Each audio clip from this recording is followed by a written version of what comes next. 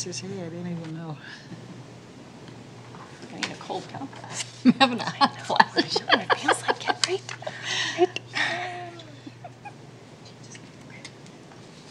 We're on there for that one. Oops.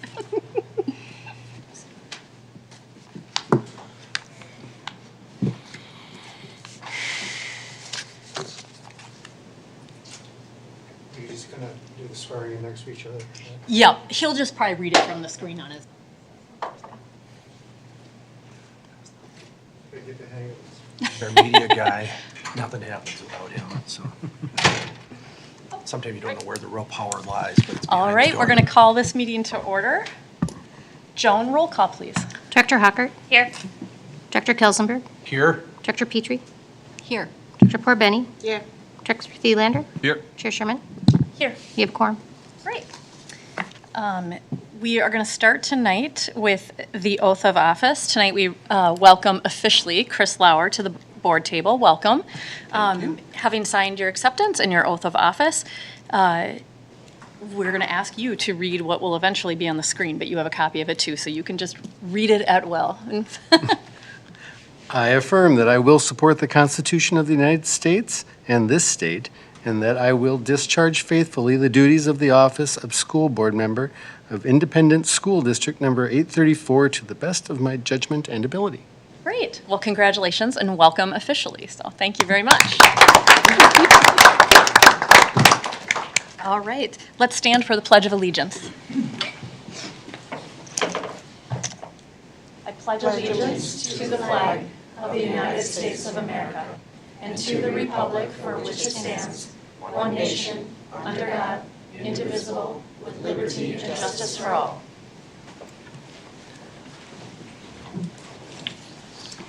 All right, I am going to make a motion to approve tonight's agenda. Can I get a second? Second. Great, Director Hockert has a second. All those in favor of approving tonight's agenda, raise your hand and say aye. Aye. Opposed? Motion passes unanimously. All right, we're going to take care of our consent agenda, and that should be posted on the screen for those watching from home.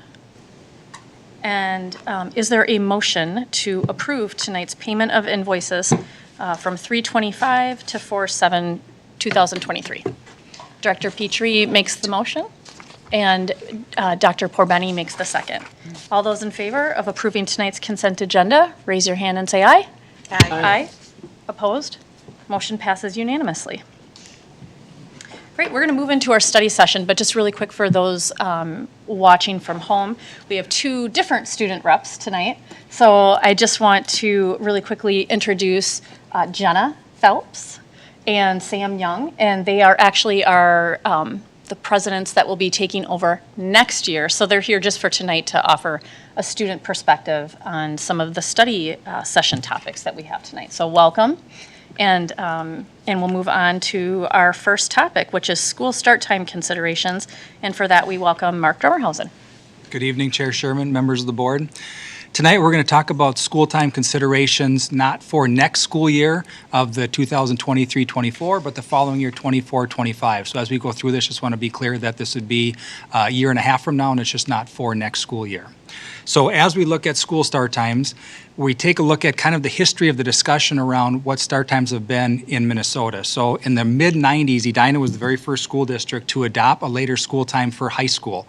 And it's really around that high school moving back is what we're looking at here. So Edina was in the mid-90s.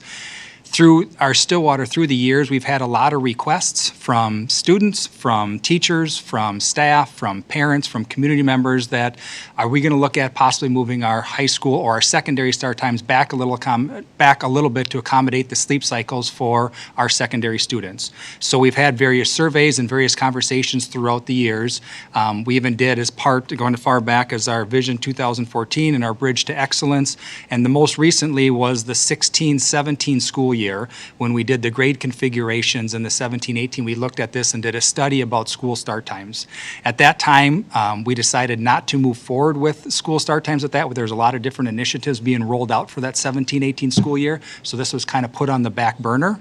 So we're here tonight just to talk about it, throw out some concepts, and just kind of see if the board is interested for us to study that in the future year and bring a proposal forward to you next year to possibly consider for the 24-25 school year. So just to kind of ground ourselves where we are today, we have a 3-tier busing system. The first tier is our secondary students, which our high school is 7:40 to 2:10, and then our middle school is 10 minutes later. The reason there's a 10 minutes gap in between is because we do have a number of our bus routes that will drop kids off at the high school in the morning, and then take that bus, will take the students that are on there and drop those students off at the middle school right after. So it kind of gives them a 10-minute window to drop some kids off at the high school and then go to either Stillwater, Oakland Middle. Same thing on the back end. They'll pick kids up from the high school, and then they'll go to the middle schools to pick up students on the way back, just for some efficiencies with busing. Our Tier 2 is all 7 of our elementary schools, are 8:45 to 3:15. And then our Tier 3 are charter and non-publics. We do provide transportation to Salem Lutheran, St. Croix Catholic, St. Croix Prep, and New Heights Academy. So those 4 institutions, we provide transportation for them as well. So currently, those are our 3 tiers and our start times. So why are we here? We'll get into a little bit of research here in a second, but just to kind of highlight is there are medical benefits for our secondary students to moving the start time back a little bit, and there's also some research now for our elementary students, some of the benefits of them having an earlier start time. So let's take a look, start with our secondary students. There's a lot of research about sleep, and it's really around that 8:30 time frame in terms of starting school around 8:30 for our secondary students, both our middle and high school students. If we can get as close to that as possible, there's increased grades, reduced tardiness, reduced absenteeism, improved graduation rates, et cetera. There's a lot of academic benefits. There's some links here on the side, so if you want to take some time and look some of the research there, we can go through. But then also there's a lot of social emotional factors that go along with it as well, of moving our secondary time back a little bit further for our students, with less depression, fewer discipline incidents, and those sorts of things. So there's a lot of benefits in research to moving it back for our secondary students. Also, from an elementary standpoint, the student rhythm of sleep cycle. So typically our teenagers like to sleep in a little bit later. Any of you that have elementary age kids or younger students, you notice they're up bright and early in the morning, they're ready to rock and roll. And so just kind of their sleep rhythm kind of lends more to school starting early. Also, from a school perspective, and being an elementary principal for many years, there's a really a crunch around the morning block is what the staff calls it, is you want to give the long as you can in the morning for that high academic time for elementary kids, because after lunch they kind of start to get a little tired and lose a little steam. So a lot of elementary teachers don't want their prep, and they want lunch as late as possible so they can get their math block in, they can get their reading block in, they can get their writing block in during that peak academic time. And by moving the start time up for elementary students, elongates that learning block in all of our elementary schools. So just to do a little comparison, this is high school's start time. So it's not middle school, it's not elementary, but just to kind of compare where Stillwater does with the other schools within our conference, but then other schools that we compare ourselves around the metro area, and you can kind of get a flavor of what our high school start time is in comparison to other districts around us.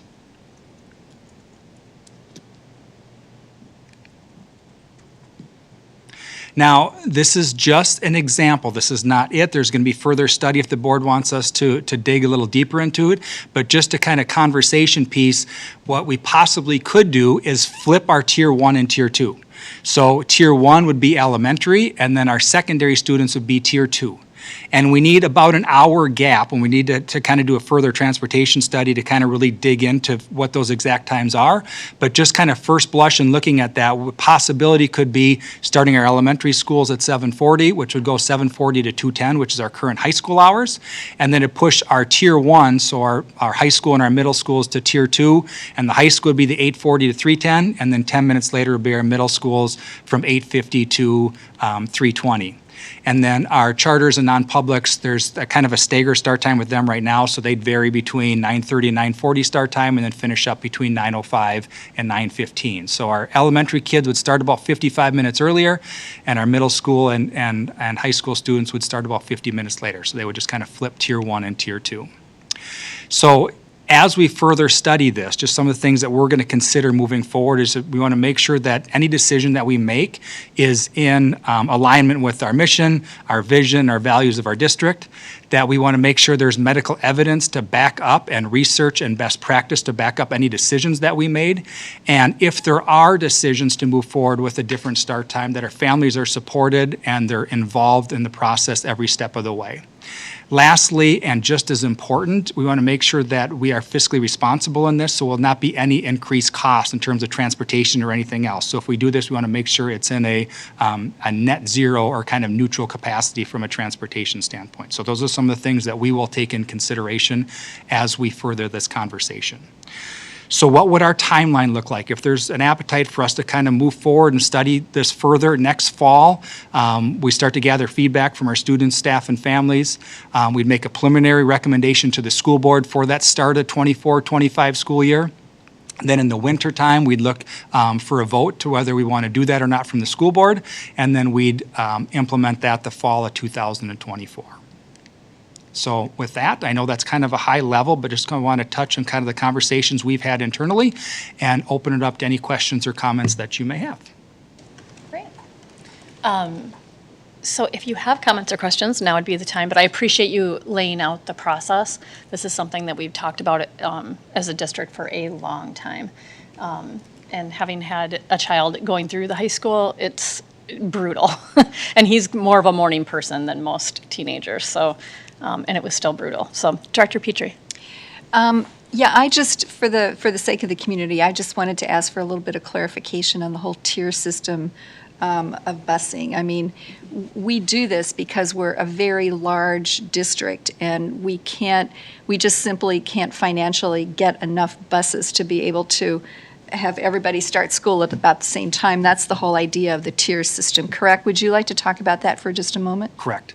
So the number of buses, we have 79 buses for each tier. It's really based off of our secondary tier. Our tier 1, which is our middle school and high school, have the most bus routes. So there are 79 routes for our tier 1. So we have 79 routes that are based off of that for efficiencies. Our elementary schools need about 70 buses, kind of give or take 1 or 2 depending on the year and where students live. And those sorts of things. And then our third tier for our charters and non-publics, it drops off significantly. We're about 40, 45 in that range. So in order to, if we were to try to bus everybody at the same start time, we'd be looking over 100 some buses, and it just wouldn't be feasible to be able to pull that off. So just efficiency-wise is to break it off into 3 tiers so we can have the most efficient transportation possible. Director Hocker. Thanks. I have lots of thoughts. I have lots of ideas. I really appreciate this being brought to us, and the way that you guys are really focusing is how the research is both good for high schoolers and elementary schoolers. Just having elementary school kids myself, to me it makes perfect sense, but the understanding from a principal's perspective, kind of that core academic block for those elementary school kids, and that potential learning opportunity is really exciting for me. Also as a parent, thinking about kind of the childcare piece in the morning, that little ones, oftentimes we have to drop them off early at school for our adventure club. Could this potentially alleviate some of that press in the morning? I know our adventure club is really popular and very, we have a waiting list. So I hope potentially that this could be helpful for working parents as well in the elementary schools, to get them to school earlier and have that, take advantage of that early kind of focused time in the morning. And then, of course, the high schoolers, we hear oftentimes from our high schoolers when they do their projects for government class, writing to the board. That's one of the main kind of themes that comes through is please move our start time back. So I know just hearing from students over the past couple of years that that's been something that comes up often and is at least desirable by some students. So anyway, those are some of my thoughts as I process this presentation. So thank you. Great. Director Kelsenberg. I like the comparison here with our conference schools and then also the other ones further out. Looks like a lot of them are starting later. I'd be curious how long they've been in these schedules, and if there's any feedback from them that they say it was just a wonderful thing, it was kind of a neutral thing, or something else. We probably have plenty of time to get that. So I'd be real curious about any reactions. Plus, we have 2 live high schoolers right here, too, that maybe they want to comment, so. I mean, I, in general, support this. I don't know if anyone at the table wants to voice an opinion that would be against staff looking into something like this. But I have no objections. Probably, like Dr. Hockert said, you have more questions, which I'm assuming will be taken care of in the next phase of this in terms of really gathering input, analyzing childcare needs, and that we can make everyone happy. So I love the study session format that we're doing here because it just kind of alerts community members. And I know that's what Dr. Funk designed this to do, is to kind of alert community members of conversations and topics coming so that staff, principals, community members, older students can take the time even now to weigh in a little bit in support or with their concerns or ideas. So, yes. One other thing I forgot to mention with my last comment, on these other schools, do they have the elementary starting first with these late start times for the high school? Yep, there Are they are, all each different's a little different. Most of them have elementary started before that. Okay. And some even before 8 o'clock, kind of we are as well. So like you had mentioned earlier, those are conversations with further districts as we go along, have conversations with them, how things are going and what's working and not, and how we can improve what we presented here today. Okay, thanks. Yes, Director Petrie. With a 3:10 end time for secondary schools, how does that mesh with extracurricular activities? Yeah, those are conversations we're going to have with our extracurricular coaches and advisors. Typically, contests and events, ninth grade, sophomore, some junior varsity typically start 3:45 in that ninth, sometime 10th grade, but usually around 4 o'clock. A lot of our contests, a lot of our spring sports, our baseball, softball will be a 4 o'clock start. So that should drive pretty well. As you can kind of see within our conference, there's a lot of other schools that are in a similar type of boat. Right, it's sort of within that That we are timeframe. as well. But in terms of logistics, the way things are managing now and how that would look, those are conversations we'll have to make sure that's a seamless transition for our kids. Great. Did you want to? Yes, go ahead. Yeah, I think as a student, one thing that, like a problem that arises with the later end time for school is with extracurriculars, because a lot of students have sports after and they end up getting home like 2 hours after school actually ends. And that can be very difficult because it moves the entire schedule back. So although an hour extra sleep in the morning is nice, it can move just like when you go to bed, just even later. And I think also with high school students who work, that can be very difficult because like my job closes at 8, and if I have sports, the earliest I could get there is around 5 o'clock, 5:30. If we ended at 3:10, and that's just not enough time to maintain a part-time job. So there's a lot of, I think, considerations with extracurriculars and what goes on outside of school that could be difficult with this change. Thank you for that. Yes. Yeah, no, thank you. This is super helpful, and it seems to be, as this district, maybe we're a little bit of a late mover to this process of adjusting those times, but, you know, the research supports it, and it seems to be, by all accounts, a slam dunk. So, but I still appreciate the thoroughness of the process that's being taken. You know, I'm just always just mindful, kind of similar to what Sam said, of, you know, what are some of the unintended consequences that we want to make sure that we vet through and account for before that's implemented. But otherwise, it seems to be a great step. So thank you for. And maybe for the students to think about what are the best ways we can reach students for their feedback and their thoughts. And I know that Carissa Keister over there would appreciate any kind of tips or suggestions you would have too. So great. We're not taking any vote here, but I'm not hearing any objections. So I'm looking forward to see what the next process, how this all plays out. So thank you very much. Thanks, Mark. Great. All right, moving on to our next study topic for this evening. It's the 2024-2025 school calendar concept. So again, kind of in that strategic planning process mode and with the start times which we just talked about is also looking at our school calendar and ways that we can tweak and maybe improve it from an academic standpoint for the 24-25 school year. Again, the next year calendar has already been approved. We're looking another year and a half out. So conceptually, there's a couple things to this calendar that's a little bit different than has been in previous years. Typically, for our secondary students, we've started a week before Labor Day that Monday. This calendar would be a week earlier than that, so we'd start a week earlier than we normally typically do. But within that, it allows a couple different things. The first one is it allows us at the end of each quarter a natural break for our students to kind of have a break in between. So when I kind of go through the calendar and I'll kind of go month by month and kind of lay this out, but you'll notice first quarter will end right before MEA starts. Second quarter or first semester will end right before winter break.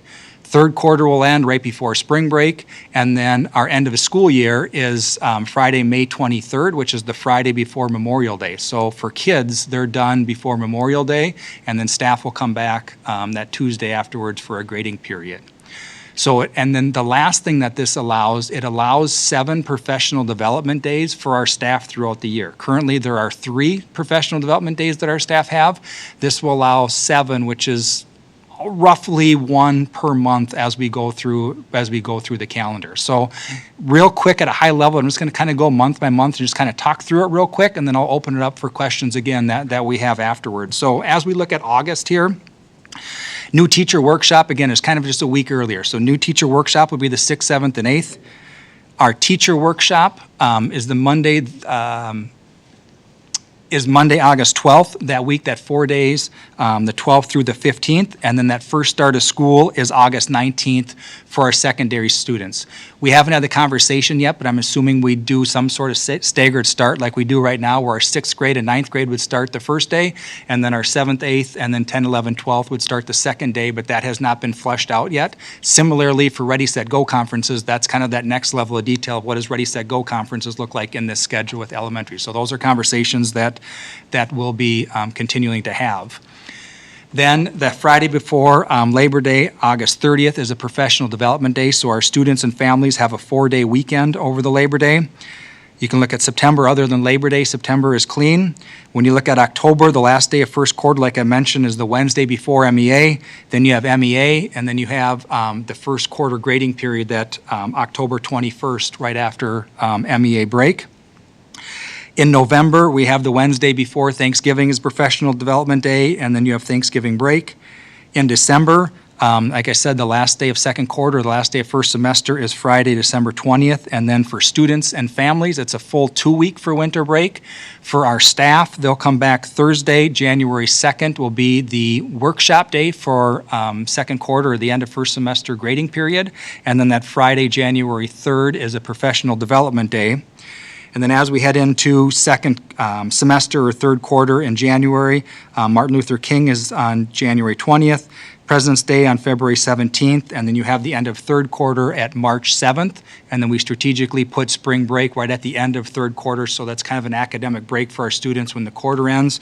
You have spring break, and then you come back that Monday after spring break is the grading period for the end of third quarter, and then a Professional Development Day on March 18th. So the fourth quarter would start March 19th. There's a Professional Development Day in April, and then in May, the last day for our students would be May 23rd, and then staff, like I mentioned before, would come back after Memorial Day for that Tuesday for that grading period, and then we'd be done for the summer from there. So with that, I will open it up to any more detailed questions. I know I did at a very high level, but I'd open up for any questions or comments that you may have. Does anyone have any questions or comments? Yes? Not necessarily a question, but I will just say, it was funny reading through this. It's so clean. It brought me peace to be able to just be like, oh, it breaks here and it breaks here, and there's these days, and some longer extended breaks. A day like today, I think, gives you that feeling that when you get into spring, I think we're all itching to get outside. I think the ability to be done right before Memorial Day like that makes a lot of sense. I'm sure it's going to screw around with some people's summer plans, that last couple weeks of August. I'm sure that would be an interruption for some people, and cabins might be impacted, but generally, I think it's awesome. Yeah. Director Petrie? I also like the fact that it's so clean in the sense that you've got these big breaks that happen, that are just natural breaks during the school year, and you've sort of dovetailed them with the quarters. I think that from an academic standpoint, that's a really good thing for students. But I also look forward to, I mean, I know this is going to be kind of a long, stretched out process because we wouldn't make a decision on this for, I don't know, maybe a year. And that gives you a lot of opportunity just to assess what students and families think about this because they're the ones that matter the most.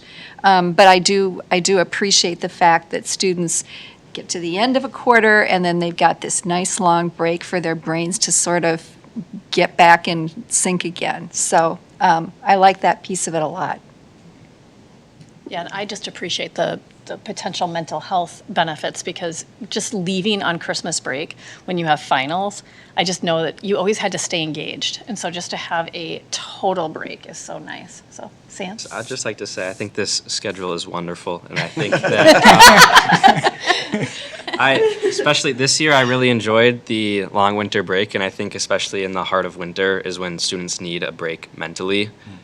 Just with it being dark outside, and like that's when students really need a break. So I think a long break is really important, and just like the mental blocks, like we said, with how clean the schedule is, how you have a break after the quarter. I think that's really important, and just with the schedule ending earlier in May rather than like mid-June now, I think that's also really important because that's when spring starts to come and the weather starts to get nicer. That's when we mentally feel ready to move on, and I think it's also nice to start kind of end of August because that's when we're mentally feeling ready to begin school again.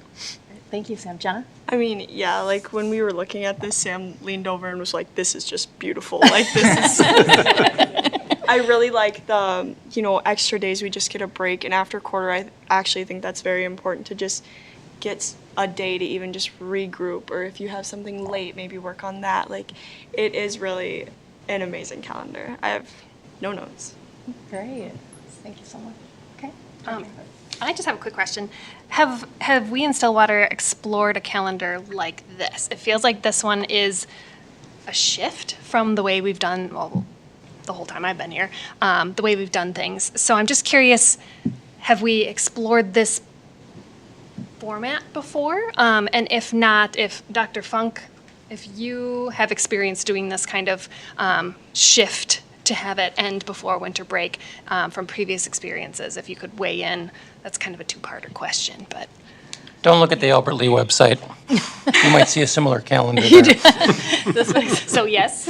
So, Albert Lee, probably 6 or 7 years ago, went to a very similar calendar to this. And, and it was a community discussion. And, I think if you were ever to try to go get something done at the state capitol, I think two of the biggest groups at the state capitol, there's a state law that says, you have to have a construction project of over $400,000 in a building if you want to adjust your calendar, or there's another much longer process. The reason that they have this law in place is because the state fair has a strong lobbyist group at the Capitol, and the resort owners from northern Minnesota have a strong lobbyist group at the Capitol. And so, we went through this experience in my previous district a number of years ago, and pushback we got was state fair. And so how we worked the state fair was, if folks want to take their kids to the state fair, take them. And the other piece was, well, some families have vacations planned late in the summer. And, okay, if they do, they do, and they go. I mean, we have families take kids out at different times of the year here. So that was pretty much it. The feedback, interesting, when we first started it was, as I think the students were saying, okay, at the end of August, we're ready to go back to school. And I think the families with the younger kids are ready to have them go back to school. I think the other thing I can tell you from an academic standpoint, we are required to give AP exams at certain dates at the end of April, early May. This gives us extra days of instruction on the front end in August before Labor Day. Because we have this Labor Day start in Minnesota, we compress the days of instruction, but because we're able to use waivers, we can extend those into August. Same thing for MCAs, for our students who take the MCAs. Extra days of instruction at the earlier in the year. The final thing I can say on it from what we've seen is the mental health of our students, the break over the holiday break in the winter. Okay, I don't have to worry about finals. I don't have to worry about coming back in January and taking tests. Kids can get a time off and breathe. And what this does as well for our staff, it'll provide them time to breathe throughout the school year.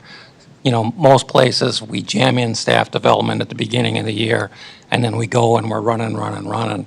This provides what I'd like to call an opportunity to breathe throughout the year for staff and for students as the year goes on. So that's my experience with it. I really appreciate the focus on professional development. I mean, we're more than doubling the PD days in this calendar. So I know as a board, we've really prioritized supporting increased professional development, and this calendar does a much better job of that. Director Kelsenberg? I had 3 items. You mentioned the state fair and then professional development. So going from 3 to 7, does that fit with teacher contracts? I mean, are the teachers behind that? Yes, it fits within the teacher contract. Great. And then the other thing that I like it, what we'll probably hear from somebody, I'm sure, is Easter is on April 20th, so spring break is way away from that. But you accommodated that because you have the Friday off before Easter, so you have Good Friday off, and I think people appreciated that. A lot of people, I'm sure, appreciated that this year. Great. The other thing that staff really appreciates about this kind of calendar is, and I think, Chris, you mentioned it, is they're done before Memorial Day with students. Teaching into June is pretty hard on kids. So that's a real, and staff. So I think that's a real positive about the earlier start as well. And so this will go to, I mean, this is still a concept that you've been talking about, so this still needs to go. Can you talk a little bit about this will, I'm assuming, go to staff, go to, Each fall, we convene a calendar committee that has staff, it has parents, it has student reps, district representation, that we kind of usually start kind of from scratch and then build a calendar. Okay. So this would kind of be our starting point, our draft. We bring this forward to that group, get feedback from them, and then bring it to a formal process here to the board next fall to get more feedback. Okay. So it's going to run a similar process to the other ones, as well as getting feedback from, having the committee meet, get feedback from all stakeholders, bring it to the board in fall, late fall, early winter. If we get approval, then it'll be the 24-25 school year that we would implement. And do we have some of our, I'm assuming those committees are a pretty diverse representation of the district that mimic demographics so that we get considerations that maybe we don't know about, different cultures, different faiths, whatever that we could work and incorporate into a calendar like this? Okay. I know that has been something that has come up, just to, just kind of solicit feedback from as many different people as we can. I love this calendar, so thank you to staff for bringing it, and I think the community is really going to love it. And I know Dr. Funk is big on saying, like, what's the why? And there have been some people in the community that have resisted starting early, and I feel like this is a much more compelling calendar for why we need to start early, so I appreciate that this is coming to fruition now. Okay. The next item on our calendar is, or on our agenda, is the St. Croix Valley Alternative Learning Center Design Update. Mark, you're...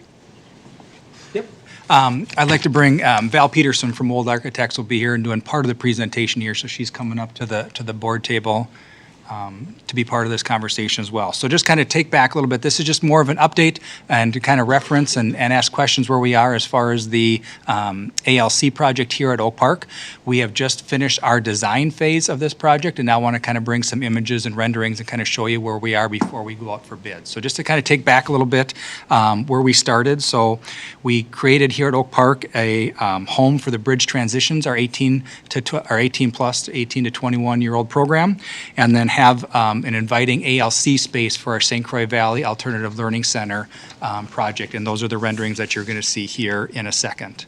So just to kind of go back to some of the presentations we had of before is why move the ALC here, is we wanted to get a welcoming space for our kids. We wanted to provide flexible learning space and common areas for gathering, large projects, and collaborative activities. We wanted to provide some outdoor space for our students and their learning activities, and then room to expand the program for the size that it is now, but also be the ability to expand for future growth if that need arises over the next few years. As we went into design, we started here, after we left the board meeting, we started with user groups. And so user groups typically is a representation from the school community, with the ALC being a small, 5-teacher group. We were able to have the administrator, all the teachers, the office staff, everybody participated in the user group. And so we kind of, last time we were here, kind of showed you a concept of what possibly that could look like. We brought that back to our user group and had 3-4 rounds of conversation about what we want the space to look like, even down to where the outlets are going to be and those sorts of things to make sure that all our spaces are functional for our staff and functional for our students, which I know Val is going to touch on here in a second. So the criteria that we used through those user groups is we wanted a warm, welcoming space for our kids. We wanted them to be flexible and be able to be adaptable to all the curricular needs that they have within the ALC. Provide shared spaces for our kids to learn in a different modes, whether it's small group, a medium size, or a classroom size, or large group spaces. We wanted to have some common areas for gathering and large group projects, have labs for hands-on learning and science projects, and have supervision and visual connection throughout the building. So there may be some glass walls or different ways that there's supervision, and you can be able to see all kids in the variety of different learning spaces that we have provided. And then also discuss the outdoor options of outdoor learning we have here at Oak Park and a lot of green space that we have in the lower part of the facility here at Oak Park. So looking at the map here, so starting at the top, the green space is our bridge transition program, which is wrapping up here this week from a construction standpoint. And the yellow is our shared spaces. So you look at the gymnasium and the kitchen, the cafeteria, and the nurse's office. Those are part of this project as well. And then the blue area is the ALC where that's going to grow, or where that's going to go and where that's going to be. You'll also notice a parking lot. So on the east side there is student parking as well as parent pickup and drop off. The south side of the building is for staff parking and bus drop off. And then you'll kind of see the traffic flow or loop there on the east side of the building as well, where traffic comes in and kind of flows through, whether parent pickup or bus traffic kind of flow through the area both before and after school to make an efficient pickup and drop off area for our kids and staff and families. Now, moving over to the design, I'm going to turn it over to Val to kind of talk through some of the spaces and images that we have. Okay. Thank you for having me. So this is just a snapshot of your building specifically located around your ALC. We would be adding some new doors to help make sure that ALC is secure from the rest of the building too, from the hallway that would just kind of be right at the bottom of this ramp here. However, one of the main things we're adding is a new entry point from the exterior of the building that would be connected to that new parent drop-off area and the student parking zone. So that would have a new secure vestibule as well as our reception area and the administrator's office. The green spaces up there are indicating some general education space of classrooms.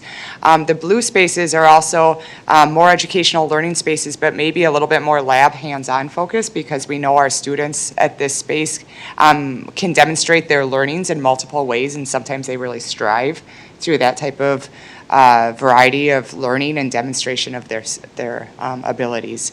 So a lot of versatility in the classrooms. It was kind of intentional by the users that the classrooms should look different, and they shouldn't necessarily all be the same and be used the same.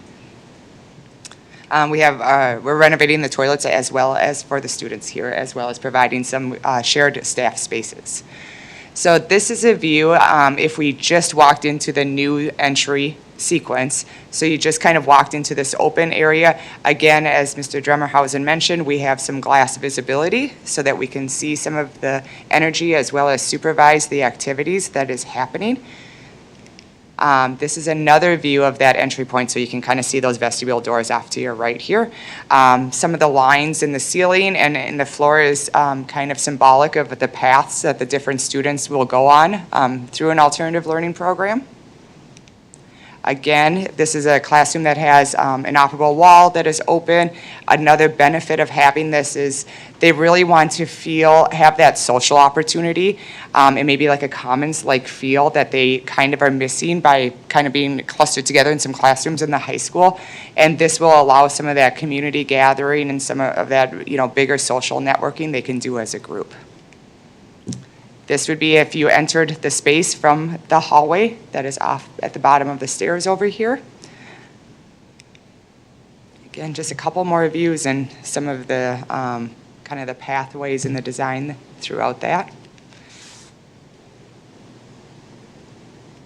And then this would be like a hands-on lab where we have an operable wall between the two spaces so that they can work together, larger group, smaller group, all of the options. You'll notice in some of the color schemes, some of it is similar to what the transition is, and some of it are different color schemes. As we finish off the kitchen areas, kind of bringing both of those color schemes together to kind of really make that first level fit together. So it's kind of really intentional between the color schemes used for the transition program, the ALC, and tying those together in that shared space component.